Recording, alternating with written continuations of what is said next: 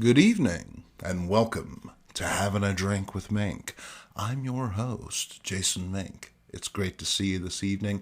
Thank you for tuning in to this episode. We've got a lot to get to, as you can see. But first, I hope you have a nice beverage on hand. I know that I do. Let's jump right in. Now, in the Old Guys Who Like Old Comics group earlier this evening, I said, hey, why don't you throw me a few questions? That's always a lot of fun to do, and, it kills some time as well, doesn't it? Colin Russell asks, how do you choose your subject matter? And about how much prep time do you put in prior to filming, research, etc.? The subject matter chooses me at the end of the day. I happen to be lucky in that I work in a comic book shop, so I have access to a lot of stuff that comes our way, and while I was a Marvel zombie growing up and had, various tastes throughout my 20s and 30s, at the moment, I really gravitate towards those off-the-wall comics. The stranger it is, the better, to be honest with you, simply because comics to me were all about that sense of potentiality, that inherent magic that was tied up in youth and discovering the world and seeing how a story might play out, and so I love those off-the-wall books, and that's what I look for. That's not to say that, I don't pick up those Marvels, those DCs, those indie books that we love so much. There's definitely all of that stuff in here. Well, maybe not some DCs this time, but you know what I'm saying. Once again, the subject matter really chooses me as far as prep time. It can take a while, for sure. Some of these episodes, they don't always go as planned. Ain't that right, Larry? Larry can attest to that for sure. Our producer, Larry, he's been with us since the beginning. Thank you so very much, buddy. But, it can be a bit of a slog at the end of the day, but it's all worth it because it's great talking comics with you guys. Sean McMillan asks, if you could pick anyone, living or dead, who has ever worked in comics, who would you pick for your roster? That's writer, penciler, inker, colorist, and letterer. And what title would they work on? And that is a great question. After careful consideration, I'd say Jim Starlin writes, as I've always admired his work. I think his approach to the cosmic would suit the subject matter, and I could see him bringing some compelling insight. My penciler and inker would be underground artist extraordinaire Rand Holmes, as he did both brilliantly. Holmes' knack for rendering immersive environments and detail are essential for this far-out concept. Colors by Tatiana Wood, an American artist, perhaps best known for her hues on Animal Man and Swamp Thing. I feel her subtle touch and tonal choices would really allow the art to pop.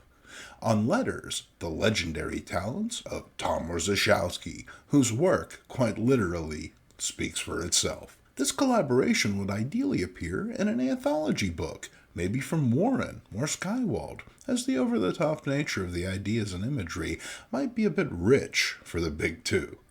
Our story would be H.P. Lovecraft's classic, The Shadow Out of Time, a staggering tale of body swapping, time travel, and a hideous revelation which threatens to undermine all we think we know about our place in the cosmos.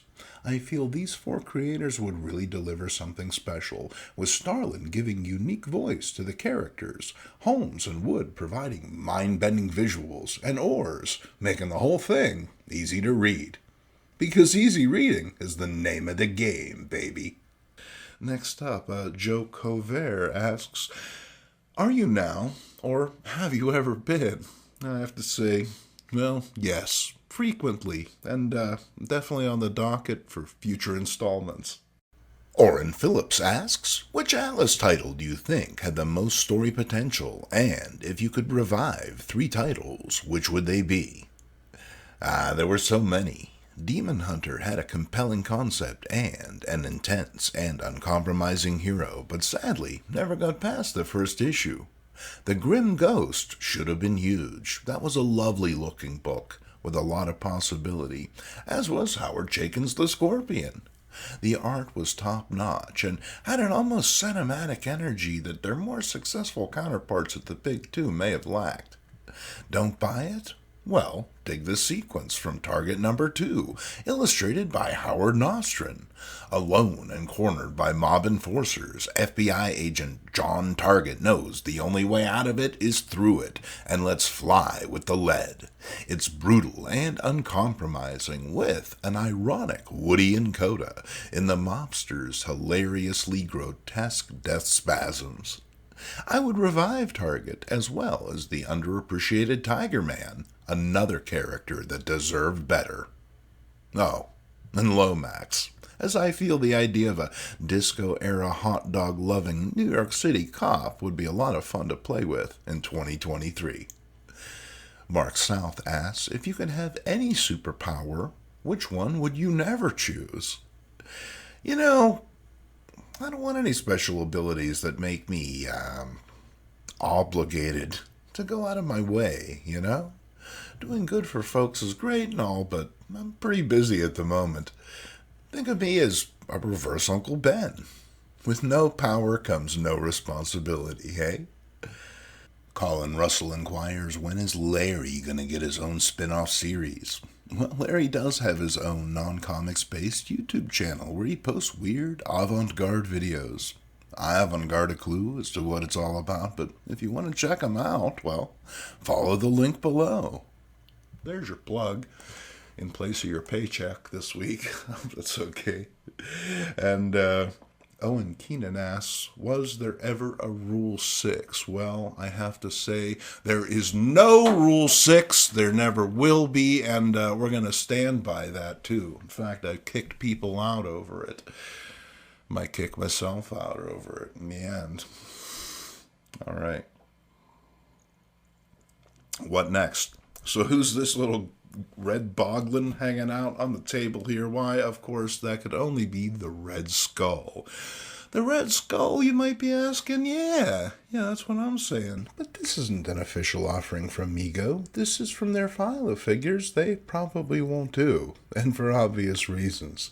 Created by Joe Simon and Jack Kirby, the Skull made his debut in Captain America Comics #1, and has been a thorn in the side of the Red, White, and Blue Avenger ever since. While these days he goes for a more severe Euro leather trench coat sort of look, I prefer him in his classic green jumpsuit. It simply matches the other Marvel World's Greatest Superheroes better, and I want him to mix in seamlessly. I created this figure using Mego's own Mask of the Red Death Phantom of the Opera head, and the prison garb from the company's Hannibal Lecter figure. As that wasn't exactly the look I needed, I got creative, cutting the jumpsuit in half, flipping the upper section around while folding the collar under. It's a little messy from the back, but hey, who's looking? I happen to have a spare set of gloved hands in the parts box, along with the boots from Frankenstein, which worked out great. This is a quick, easy, and fun way for you to get this character onto your action figure shelf. And if you try it, let us know your results in the comments section below. And so there he is, the Red Skull. Happy to have him, add him to the shelf, because like I said, I don't think Mego's going to be getting to him anytime soon. All right, let's move the big G out of the way, because you know what time it is, I know what time it is. It's comics time. And we begin with the Black Cat in Home for Christmas. How lovely is this? Albert Harvey presents this special holiday issue from Recollections. Now, there's just something about those holiday-themed comics that really clicks with me, so seeing Linda Turner and the gang get together, well, it just warms the cockles of my heart, it does. And then, speaking of Captain America, here he is, Captain America and the Falcon, and they're back. It's Batroc's Brigade. And it might be cool to actually make a Batroc as well. Why not? There's plenty of room on that shelf over there. And what's Batroc's story? Well, as you know, he is very French. He has an outrageous accent. Yes, he does. Speaking of outrageous accents, check this guy out. He's got no career with an accent like that. But what's happening on the inside, this is back when Cap was a flatfoot. He was running around New York as a policeman, and, his patriotism sense is tingling when he sees this fella. It's most likely the mustache. And his paranoia is well justified by this fuchsia villain right here. Oh, yeah, you know he's bad news. When you're wearing your underwear on the outside of your clothes, it's never going to work out good. And then here's a book that could only be from the 1980s black and white comic explosion. It's Daffy Quaddaffy and Malice in Wonderland. Now, I was alive during all of this stuff, and I barely remember it. So happily, there's a spoof comic featuring an anthropomorphic animal on hand to provide context. Say what you will. It's the only reason I know anything about opera, Doc. I shared this book in the group the other day, and I had said, when it comes right down to it, well, I guess I'm heading to the barn, because I don't think I can take him. Francis is the talking mule, although I gotta say, maybe he's more of an indignant ass. I don't know how he got in the bedroom, but, once again, he looks tougher than me, for sure. But man alive, he's just really, really torqued off. I'm not sure if they, got his balls in a vise or what, but dear Lord, man, relax, have some oats, eat a can. And then here's some hot rods and racing cars. And this is a classic from Charlton. And how lovely is that cover? You got to admire the way the black makes these images pop. I think that Charlton understood their audience. Definitely going for that hot rod vibe. It's the Lawbreakers. Although in the end, it's always just some kid, who's trying to soup up his car to take his grandma to the hospital because she's got some sort of heart condition. They're really never all that bad. And then here's a story close to my heart. It's all about some young hooligans trying to run this old guy off the road, but it turns out that his old gal has a little more under the hood than they expected. And then it's the Incredible Hulk. And it's guest starring the Submariner. What a team up, huh? That's right, these guys are actually spending a bit of time together off and on in the Defenders. And this is a pretty thrill-packed issue in that it sees Lady Dorma finding Bruce Banner and bringing him back to Atlantis. And Namor gets word that, she's got a fella in her bedchambers. And as you can imagine, he's a bit put out. Yes, he is. And who does he find inside? Well, not puny Banner, but instead the Incredible Hulk. And they proceed to tear Atlantis up for the rest of the issue. It's amazing there's anything left of that place. And then it's Josie. That's right, it's a pre-Pussycat Josie. This is issue number 20. And what's going on the inside? Why, nothing less than Melody all conked out of her skull. What's that all about? Well, seems she's got the video virus. And then it's the Invincible Iron Man, and this is issue number 102, and it's the dawn of the Dreadnought. And how cool was this guy? Bram Velsing is a Latvian scientist in the employ of Dr. Doom. His handsome head is always in the clouds, but after crossing up his boss, Velsing ends up with an iron mask biofused to his face for his temerity. You'd think you'd get at least one written warning, but no, Doom has no time for such petty inter-office niceties. And no, I don't know how you're meant to eat in that thing. Probably with a straw. Next up, if you follow this channel for any length of time, then you know that we're crazy about those Atlas comics. And here's one we don't talk about all that much. It's Kid Cody and the Comanche Kid. Kid Cody, gunfighter, gives us an effective, if derivative, origin story. The Cody family running afoul of some varmints and ending up barbecue prairie chicken. It's a bit like the beginning of Star Wars, only this was first. I'm not saying George Lucas gets all his ideas from comics, maybe just this one. Anyway, with the help of a wizened old mentor, the kid is out for justice, but is he as good at shooting fellers as he is cans? If Don Knotts here is to be believed, the answer is yes, and now the adventure begins. Except it's only lasted one issue. Whoops. Lancelot Link was a Saturday morning kids television show which featured chimpanzees as leads. Man, if only Hollywood had thought of this during the actors' strike, the quality of our entertainment would have skyrocketed. And while it may seem cruel to dress monkeys up in outfits and make them parade around for our amusement, I say, these monkeys were living the high life. They even got a comic out of the deal, which meant more time for eating bananas and flinging poo. Hopefully they washed the latter before doing the former. Now, I talked about Ray Gatto and Ozark Ike in a previous Comics for Breakfast, and that was a strip very evocative of this. This is Al Cap's Lil Abner, and amazingly enough, I don't have any issues of Lil Abner.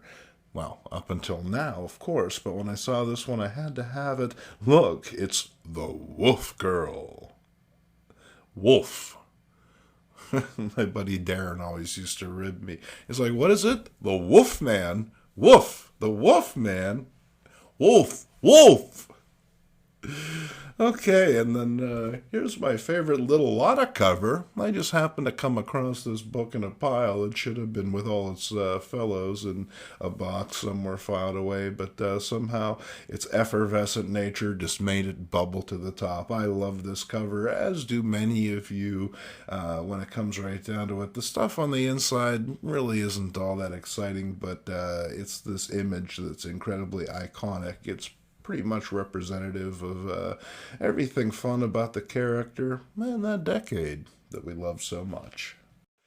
And then here's a title that you don't really hear people talking all that much about, which is a shame because there were some exceptional creators on this book. This is Marvel 2-in-1, and The Thing battles the Thing in the fabulous 50th issue, and only one shall survive. Well, actually, I don't think that's going to be the case, being a Marvel comic.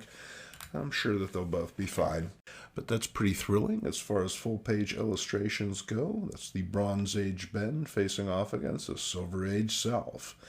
And it is quite the titanic tussle, but in the end, you know that it's going to be our Benji that wraps things up. I mean, after all, it is his comic, isn't it? Okay, and then here's a couple more of those Marvel 2-in-1s, The Thing and the Stingray. Stingray is an interesting character in that he's not attempting to be a superhero. This is just the suit he wears as an oceanographer. Apparently, oceanography is one of the flashier sea-based disciplines. He ends up teaming up with the Thing in a 2-issue arc, which sees the pair defending an oil rig from the sinister schemes of the Serpent Squad, snake-based villains who can always be counted on to add a little flavor. And then here's some Pep comics. This is a nice example of an early Pep. This is 137. We'd like 2 in the balcony and 1 in the orchestra. Oh, that sounds filthy. And then what's happening on the inside? Why, nothing less than a winter carnival. And like I said earlier, in relation to the Black Cat book, I love things that are set during winter and especially during the Christmas season. This is a lot of fun because it sees the gang heading up the mountain with no less than Jughead strapping on a pair of skis and making like Sonny Bono right into a tree. How will it turn out for him? Well, hopefully a little better than it did for Mr. Bono. And then it's the public service comic that you didn't know you needed to read. It's Trapped. This is Bill Jones, high school student. He thought he knew all the answers, and he was wrong. How wrong? Well, let's go with Bill into the bathroom. Wait, that doesn't sound right. Bill finds his friend in there hanging out. He should be at track practice. I guess you got to practice running. But it turns out he's in there smoking something. Well, what's that all about? Take a deep drag and begin living, boy. Bill says, woo-wee! You weren't kidding. What kind of cigarette is this anyway? It's a reefer. Well, it's all downhill from there. That's right. Turns out Bill's friends begin making asses of themselves. Bill can hold it together for a little while, but soon his schoolwork is slipping. He's falling out with his girlfriend. He's throwing his old man around the living room. Oh yeah, his nerves are shot, and he needs a bang, but quick. So he catches up with his pals, and a bang he gets. And how does it all turn out? Well, you're just going to have to read the comic for yourself. All right. Well, thank you for joining us on this episode of Having a Drink with Mink. I'm your host, Jason Mink. And if you enjoy what we do, give us a like, share, and maybe even subscribe. Why not? And if you really want to go all in, get yourself one of these t-shirts. I hear they make you look even more like an old guy who likes old comics. Well, until the next time, cheers.